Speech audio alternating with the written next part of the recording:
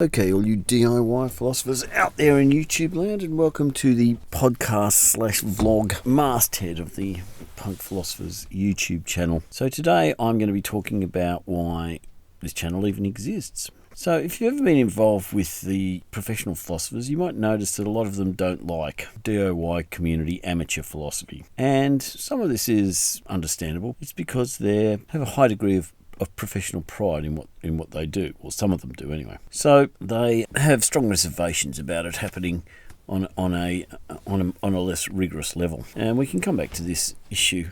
But the problem is that at the moment, as I'm going to present it, is that if philosophy doesn't move into vlogs and other DIY formats, then there's nowhere for it to go. So that's where I'm going to be headed with this, and this is tied in with the fact that philosophy has to, at the moment, engage with certain very urgent tasks which it can't perform within the confines of a university setting any longer, if it ever could. So let's start with the question of what is philosophy. Now, a philosopher called Graham Priest has argued that philosophy is the discipline which can question itself.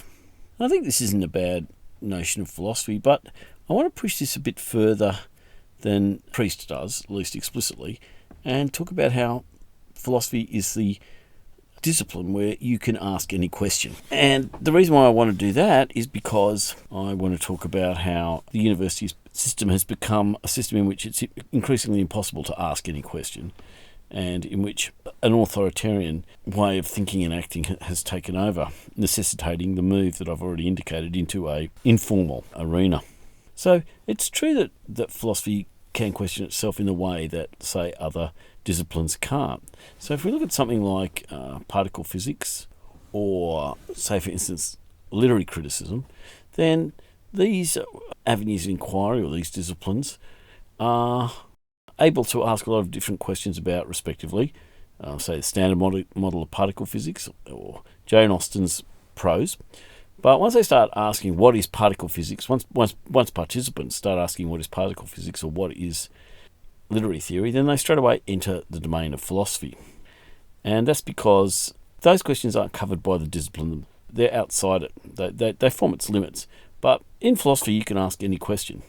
So that within philosophy, because you can ask any question, then you can ask the question, what is philosophy? And so meta-philosophy becomes part of philosophy in the way that, say, meta-science isn't part of the sciences, or meta-criticism's not part of different schools of formal, etc. criticism in the arts. You might object to this. Well, look, you can't ask just any old question in philosophy. I mean, you can't ask questions about literary criticism or particle physics, or for that matter, sociology or chemistry, because if you did so, you'd be one of those bogus idiots who sort of thinks that because they're a philosopher, they know all sorts of things about everything from quantum to relativity, and they don't. Or you'd come up with some maybe theories about the élan vital, a kind of a life force or some such as that, by which you're trying to explain, say, I don't know, everything from chemistry to human society, and you're speaking from your hat. But the reason for that is that historically philosophy did ask the questions that kicked these disciplines off. Aristotle asked questions about meteorology and biology. Literary criticism goes back to Heraclitus criticising Homer. Aristotle wrote a book on poetics. And once these questions were taken up by others in more detail and earnest, well, then it wasn't necessary for philosophers who could turn their minds to anything to continue to pursue them. Instead, philosophers began to pursue questions that were outside the domains of the inquiries that had become so specialised. So they might ask what is science itself, or they might ask what is time and what is causation, insofar as scientists take these things for granted. Metaphysics is then literally as it sounds like it is, the physics of physics. It's a point at which the assumptions of physics themselves become amenable to an inquiry suitable to physics itself. Why suitable? Well, because it's a philosophical inquiry, and philosophy spawned physics. And hence we wind up with a inquiry into the nature of perhaps time or space as is assumed by physicists at a certain point. So that's what philosophy is. Now, this idea that you could ask any question has actually come into conflict, firstly with the funding and availability and accessibility of philosophy itself, and then as certain trends have continued on with the whole direction of higher education. Now, I'm going to talk about the Australian context here, but from what I know, there are similarities worldwide to what I'm going to be talking about. And so if you're in another place and not Australia, then I invite you to draw the parallels yourself. In the late 1980s, a Labor Party parliamentary white paper recommended what was called revenue side strategies. It was fees, basically. Now, up to that point, there had been about 15 years of free education for Australian citizens. Actually, this wasn't the first time there was some sort of free education, but it was certainly the most generalised and universalised of the free education initiatives. If you could get into a university course, you didn't have to pay for it at that stage. And the universities equally were plushly funded, so that meant that there was a lot of philosophy around. There was quite a degree of funding. There was quite extensive programs in Queensland. There was UQ was involved in a program in which people could study logic in year 11 and 12. Girle, a logician who wrote a couple of great handbooks on logic, was part of this, and you could go through into undergraduate, all part of a program, and figure out how you wanted to continue studying logic into the postgraduate level. But all of this is long gone. So let's chart how this started to disappear. At first, the fees were fairly nominal. There was a fee called a HEAC fee in 88, I think it was, or 89, and that developed into HEX. The HEAC was an upfront fee, and it was replaced with HEX, which was a deferred payment option, but capped. You had to earn a certain amount before you had to pay it back. So they were kind of the thin end of the wedge, as we used to say then. In the 90s, universities started moving more towards upfront fees. And I was part of a protest movement against this at the ANU. We undertook a couple of famous occupations, but especially the first occupation in 1994. I think one reason it was famous actually was because it was part of a kind of a campus cultural life, which involved the Surrealist group. And I'll put a link to the Surrealist group, and I'll put a link to that student occupation movement underneath. And my band, the Piltdown Frauds, played on the Vice-Chancellor's desk at one point. I'll put a link down to that band if you're into that kind of thing. So it was quite a piquant, I think, or symbolic occupation, even though there were other ones, on the basis that it sort of brought in a lot of culture and stuff. And it was part of a campus scene around the Uni Bar, which was the old punk pub in Canberra. And I think it came to symbolise sort of like this richer life of which university education could be a part at the time. The idea of the imposition of fees was that the government wouldn't be funding the universities anymore, that the fees would take over instead. And this was because the economy's in a lot of shit, and it has been for quite a while. And the reason the economy's been in a lot of shit is because the economy needs to constantly grow, and there are certain limits to growth, ecological and social. And this is also why we wind up with economic crises or threatening crises, and a tendency towards war as the different economic factions try to butt up against each other, and start to try to kind of intrude upon each other as part of this constant growth. So it's capitalism basically going nuts. Hooray for that, right? Not okay.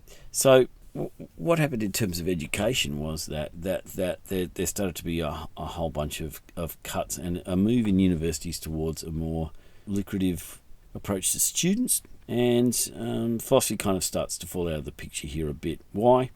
Well, it's not the kind of thing that's necessarily profitable. I mean, the liberal arts aren't automatically non-profitable, because especially in a managerial economy like Australia's, which is a kind of in terms of capitalism, it's a core economy rather than a peripheral economy, and I think it's a better way to describe what's going on globally than global north and global south, because it's more accurate, like Australia's global south, but it's core. But nonetheless, even though that's the case, it's also true that the liberal arts tend to get people to rebel, and that they're not as immediately profitable to larger companies as are STEM and science, sort of science and engineering, for instance. And the reason why this is important is because as the government funding dried up and there was a move to upfront fees, people were thinking about how they could get jobs in corporations, and also corporations were kind of increasingly invited to step into the universities and sponsor university activities. And in all these cases, philosophy was a loser. So philosophy is perhaps one of the worst offenders when it comes to the liberal arts, because in it you can ask any questions, as I've said, and that seems to not be conducive to making profits, and indeed to endanger profits by encouraging rebellion. So this happened into the 2000s. It was an increasing trend ever since. Stalled a bit maybe in the early noughties, but resumed in earnest in the mid to later 2000s and into the 2010s. Things only got worse from there, and in the last couple of years they've gotten really bad. So sit tight for this story, because it's not a good one for philosophy. The COVID pandemic was an excuse for a hell of a lot of cutting. I know. I'm trying to stick to my own experience, which is Australia, but I know a bit about New Zealand, and that certainly happened there in some of the New Zealand universities. From there, the global crisis has intensified, and it's led to an increase in militarism and to the opening up of different fronts in what's panning out to be World War III. One of them is Gaza, is in the Middle East, and universities around the world had rebellion from students opposing Zionism and opposing the genocide in Gaza, and the Australian universities were no exception, and they dealt with them in the same way. They brutally cracked down on them. This has only been happening in the last year. Here's an example of where the ability to ask any question is certainly not going to be tolerated, because you can't ask questions about the Western support, for instance, for that genocide. And it's a good example again of how philosophy just doesn't have a place in the universities. It's not the only one. Some of the ways in which the liberal arts were able to survive was through overseas students, and overseas students are now being capped. One of the reasons for this is because overseas students were partly interested in they're very career orientated generally because they're paying so much money, but they're partly interested in learning English, and humanities such as philosophy are a good way to do it. Philosophy is a great way to learn English because you learn to reason in English, and that's just amazing. And also philosophy is this great storehouse of terms, and philosophers tend to be these people who have certainly rival any writers of fiction in their use of language, but that was capped as part of a kind of a move towards militarism. Overseas students could be then vilified and blamed for things that they're not really to blame for, such as the housing crisis, and that's part of a kind of a racist anti-immigrant policy that we find across the board. But philosophy is the loser here, or one of the losers, as universities not simply actually steered away from overseas students, which previously had provided a source of upfront fee revenue, but also towards actually military funding in the, for instance, the AUKUS coalition, which is a $360 billion package to develop nuclear submarines, of which the universities are keen to be recipients, and you can bet every single one of those $365 billion that philosophy is not going to be up there getting a ton of it. So what's the end result of this here in 2024? Well, philosophy doesn't have a future in the universities, and it hasn't even had a past in them for a while. There's good philosophers probably lingering on in the ivy-covered ivory towers, but on the whole, philosophy in the universities is looking pretty bleak. Another factor around the lack of accessibility to formalised philosophy is the expense of, say, academic hardcover books, for a start, or even paperbacks. And previously, access to libraries was a way. University libraries was a way people could study philosophy. This is no longer the case. Libraries are being cut, And it's not necessary to be in a library to access books anymore. You can pirate them or get them cheap on the net. So again, the universities aren't offering much, and there's possibilities outside the universities. Possibilities including, obviously, when we come not just to simply getting philosophy books, but to being philosophers, possibilities in the form of vlogs, blogs, and other DIY expressions. What do I mean by DIY here? I'll put a link down to how I define DIY. But DIY in terms of philosophy, it's philosophy that you can do without having a big institution around you. It's the easy philosophy. Now, this could raise a problem. Oh, like easy? You mean? I mean easy to do without needing all these resources, with just the resources that you can have. Not easy intellectually. Not that you should cut corners. Why cut corners? If you're going to do something, do it well. It doesn't matter that you're doing it DIY. You might have low production values. You might be using informal channels. You might be stepping outside the institutions, but that doesn't mean to say you have to do it shoddily. That doesn't mean to say you shouldn't know what you're talking about, have read significantly, and know how to use logic and reason and so on. So DIY doesn't mean dud. Just as DIY music can be great, so DIY philosophy can be great. Punk opposes false optimism, and I'll put a link below to my definition of punk. It relies on DIY to do this, and the false optimism was inherited by aspects of the 60s counterculture into the 70s. But the important thing to realise here is that we don't accept any illusions either in the university system or surrounding it. We just do it ourselves, and we do it ourselves on a gritty day-to-day basis. We're not too overly optimistic about our own capacities. We just give it a go. And finally, this leads us to the task of philosophy. Marx said philosophy's only interpreted the world at the time's come to change it. That's true, and it doesn't rule out philosophy itself, and Marx didn't intend it to. It means that the philosophy has to be part of a change rather than simply a way of interpreting the world, as had often happened, due to economic and other considerations, even before the whole end of, say, for instance, higher education in Australia. You could still see constraints in terms of funding and the need to appease people in power, and often philosophy didn't care about what happened in the world. You might say, well, that could be good. I mean, you want to be able to find the truth irrespective of social interests, and I think that's correct. But I think that when you do find the truth, if it does indicate that we need to change society in a certain way, then that's what philosophers should pursue and enact.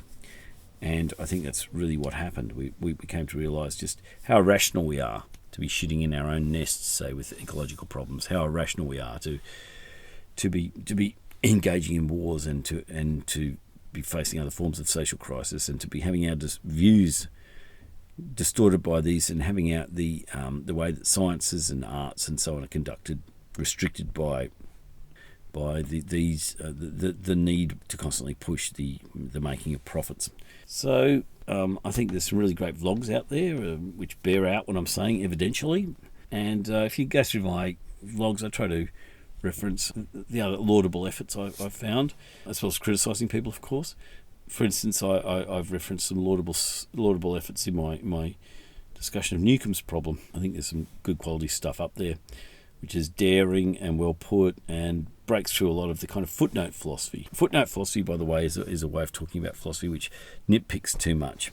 And I think that's certainly one thing that DIY can avoid. I mean, nitpicking philosophy is just there about people kind of getting citations and giving each other pats on the back and favours and so on, and grants and the rest of it, whereas that's not an issue in DIY philosophy. So perhaps it can avoid some of that moving forward. As a research program, it can avoid some of that footnote philosophy. Okay, well, that's all I've got to say about DIY philosophy as the way of the future. I think it is. I think get on board, watch philosophy vlogs while you're doing the dishes, philosophy podcasts, or vlogs that don't have much of a visual component. Integrate it into your daily life, use it to change the world, and who cares about whether you get a middle-class job in a university?